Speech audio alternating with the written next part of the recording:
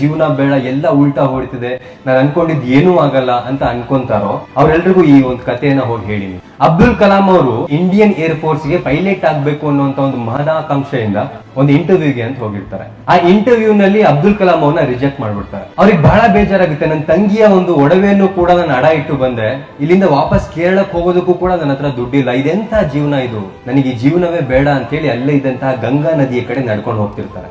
ಆಗ ಅಲ್ಲೇ ಇದ್ದಂತಹ ಶಿವಾನಂದಜಿ ಅನ್ನುವಂತ ಒಬ್ಬ ಸ್ವಾಮೀಜಿ ಅವ್ರು ಈ ಹುಡುಗನನ್ನ ನೋಡ್ತಾರೆ. ಅಬ್ದುಲ್ ಕಲಾಂ ಅವ್ರನ್ನ ಕರೀತಾರೆ. ಕರೆದು ಅಲ್ಲಿ ಯಾಕೆ ಹೋಗ್ತಿದ್ಯಪ್ಪ, ಅಲ್ಲಿ ಹೋದ್ರೆ ತುಂಬಾ ಆಳ ಇದೆ, ನಿನಗೆ ಕೇರಳಕ್ಕೆ ಹೋಗಿ ದುಡ್ಡು ಬೇಕು ಅಷ್ಟೇ ಅಲ್ವಾ, ದುಡ್ಡನ್ನ ನಾನ್ ಕೊಡ್ತೀನಿ, ಹೋಗು, ಮತ್ತೆ ಜೀವನವನ್ನ ಹೊಸದಾಗಿ ಶುರು ಮಾಡು, ಮತ್ತೆ ಪ್ರಯತ್ನವನ್ನ ಮಾಡು ಅಂತ ಹೇಳ್ತಾರಂತೆ. ನಾನು ಅಷ್ಟೆಲ್ಲ ಚೆನ್ನಾಗಿ ಓದ್ದೆ, ನನ್ನ ಹತ್ರ ಅಷ್ಟೆಲ್ಲ ರ್ಯಾಂಕ್ಸ್ ಇತ್ತು, ನಾನೊಬ್ಬ ಪೈಲಟ್ ಆಗ್ಬೇಕು ಅಂತ ಒಂದ್ ಸಣ್ಣ ಕನ್ಸ್ ಕಂಡಿದ್ದೆ, ನನಗೊಬ್ಬ ಪೈಲಟ್ ಆಗುವಷ್ಟು ಅರ್ಹತೆ ಇಲ್ವಾ, ನನಗೆ ಬದುಕಬೇಕಾಗಿಲ್ಲ ಅಂತ ಹೇಳ್ತಾರಂತೆ. ಆಗ ಸ್ವಾಮೀಜಿ ಅವ್ರು ಹೇಳ್ತಾರಂತೆ, ಆ ದೇವ್ರು ನೀನು ಪೈಲಟ್ ಆಗೋದನ್ನ ನಿಲ್ಸಿದಾರೆ, ಯಾಕಂದ್ರೆ ನೀನು ಜೀವನದಲ್ಲಿ ಇದಕ್ಕಿಂತ ದೊಡ್ಡ ಕೆಲಸಕ್ಕೆ ದೇವ್ರು ನಿನ್ನ ತಯಾರಿ ಮಾಡ್ತಿದ್ದಾನೆ ಅಂತ. ಬರೀ ಒಂದು ಪೈಲಟ್ ಆಗಿಲ್ಲ ಅಂತ ಜೀವನವೇ ಬೇಡ ಅನ್ಕೊಂಡಂತ ಅಬ್ದುಲ್ ಕಲಾಂ ಅವರು ನಮ್ಮ ದೇಶದ ರಾಷ್ಟ್ರಪತಿ ಆಗ್ತಾರೆ, ಇಸ್ರೋದ ಮುಖ್ಯಸ್ಥರಾಗ್ತಾರೆ, ನಮ್ಮ ದೇಶಕ್ಕೆ ನ್ಯೂಕ್ಲಿಯರ್ ಪವರ್ ತಂದಂತಹ ಮೊದಲ ವ್ಯಕ್ತಿ ಅಬ್ದುಲ್ ಕಲಾಂ ಅವರು ಆಗ್ತಾರೆ.